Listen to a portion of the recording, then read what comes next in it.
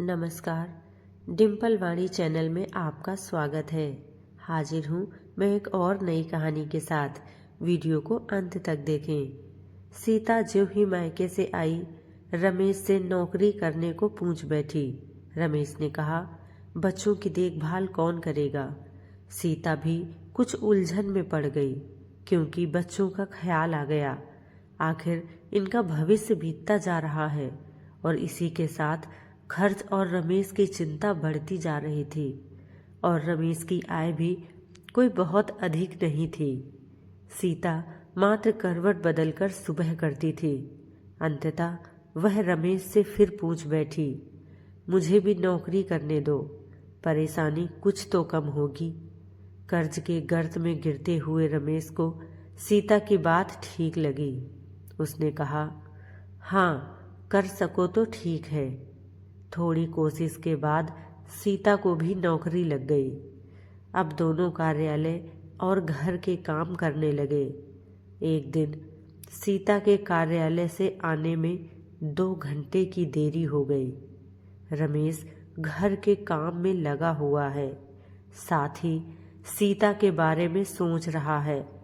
तभी सीता एक पुरुष के साथ घर में प्रवेश करती है और चाय नाश्ते के बाद उस व्यक्ति को विदा करती है।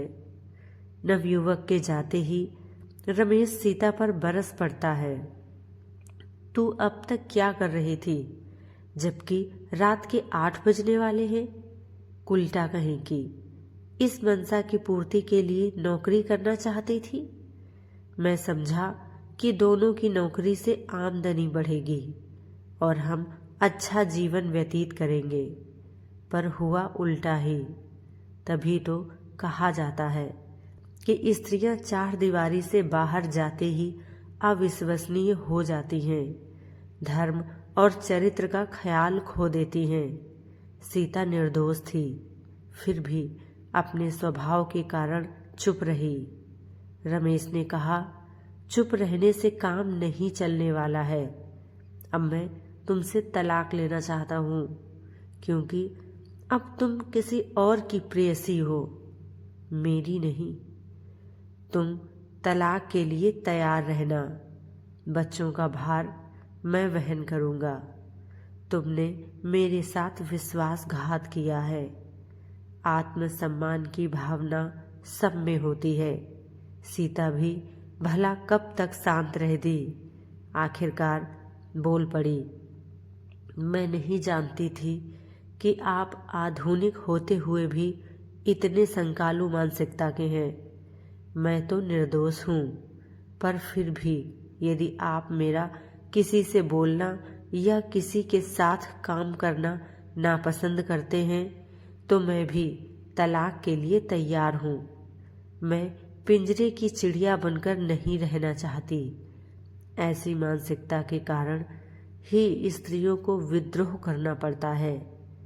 इतना सुनते ही रमेश का पशुत्व जागता है। वह डंडे से सीता की पिटाई करता है। सीता रोते रोते पूरी रात बिताती है। आज तलाक का दिन है, जीवन साथी बिछड़ जाएंगे। रमेश यह जानने की कोशिश करता है कि कहीं सीता निर्दोष तो नहीं है। अदालत की ओर बढ़ते कदम के साथ रमेश के मन में यह प्रश्न कौंधने लगता है।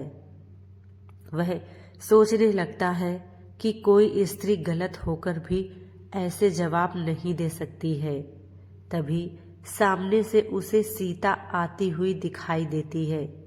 रमेश सीता से कुछ देर अकेले में बात करने की विनती करता है।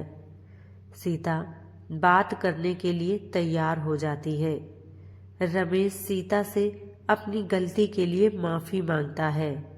सीता कुछ देर सोचने के बाद रमेश को अपनी गलती सुधारने का एक मौका देने के लिए तैयार हो जाती है। दोनों फिर घर की ओर चल पड़ते हैं। कहानी आपको कैसी लगी कमेंट करके ज़रूर बताएं। पूरा वीडियो देखने के लिए आपका बहुत बहुत धन्यवाद। चैनल को सब्सक्राइब करें, वीडियो को लाइक और शेयर करें। धन्यवाद।